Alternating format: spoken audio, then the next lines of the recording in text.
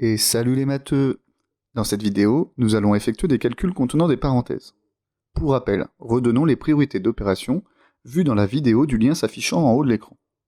Lors d'une succession d'opérations, on effectue en priorité les calculs entre parenthèses, les multiplications et divisions, les additions et soustractions. Voyons au travers 3 exemples une illustration de ces règles.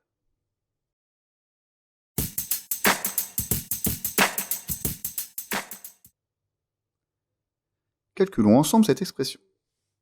En observant le calcul, je remarque qu'il y a une parenthèse. Je dois donc effectuer les calculs présents à l'intérieur de celle-ci en priorité. Attention, à l'intérieur de cette parenthèse, il y a une multiplication et une soustraction. Dans ce cas, les priorités s'appliquent et je commence donc par la multiplication. Nous obtenons alors, en veillant à bien réécrire les nombres à leur place, A égale 3 fois 18 moins 10. La parenthèse est encore là, car nous n'avons pas effectué toutes les opérations présentes à l'intérieur. Je poursuis avec la soustraction, 18 moins 10 égale 8, donc A égale 3 fois 8. Cette fois, j'ai effectué tous les calculs qui étaient présents dans la parenthèse. Je peux donc désormais l'enlever. Il ne reste plus qu'à finir le calcul avec la multiplication, et on obtient A égale 24.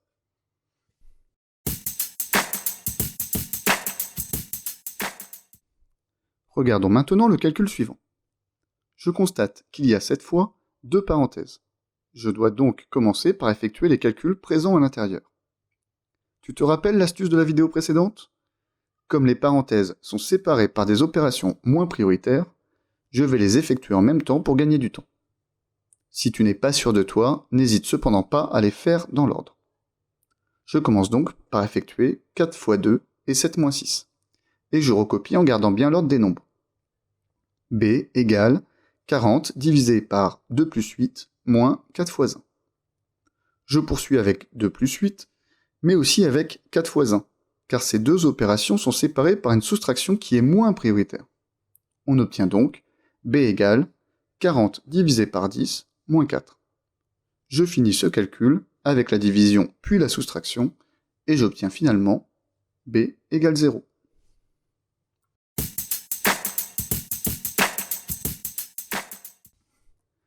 Il arrive parfois dans un calcul qu'il y ait une parenthèse à l'intérieur d'une autre, comme dans l'exemple ci-contre. Dans ce cas, il faut évidemment commencer par celle qui est à l'intérieur, car son résultat sera indispensable pour effectuer le calcul de la grande parenthèse. Je commence donc ici par la soustraction 8 moins 6, et j'obtiens C égale 9 plus 2 fois 3 plus 4 fois 2. Une parenthèse a désormais disparu, et je peux finir le calcul en employant les méthodes déjà vues. 4 fois 2 égale 8, 3 plus 8 égale 11, 2 fois 11 égale 22, et finalement 9 plus 22 égale 31.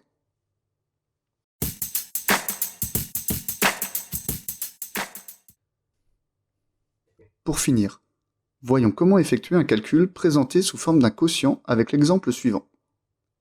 En fait, il est possible d'écrire ce calcul en ligne, en écrivant le numérateur et le dénominateur, entre parenthèses, séparés par l'opérateur divisé. Comme on l'a vu dans une partie précédente, les deux parenthèses étant séparées par une division qui est moins prioritaire, je peux effectuer les calculs présents à l'intérieur en même temps. Si l'on revient à la notation initiale, je dois donc effectuer les calculs du numérateur et du dénominateur en priorité, et je peux les faire en même temps. Je vais donc effectuer en premier 18 divisé par 6, qui est l'opération prioritaire du numérateur, et 11 fois 3, qui est l'opération prioritaire du dénominateur.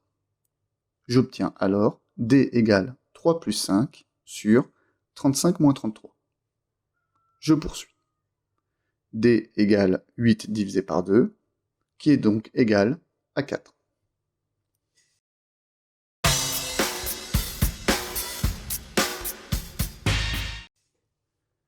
Et voilà, désormais tu sais effectuer des calculs avec des parenthèses.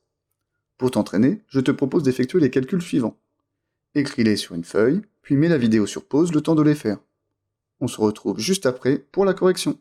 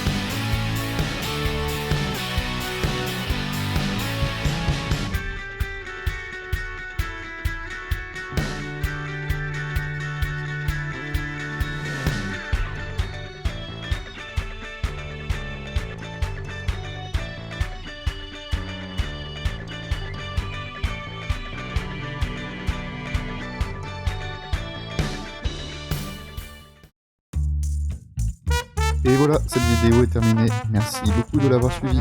À bientôt les matheux.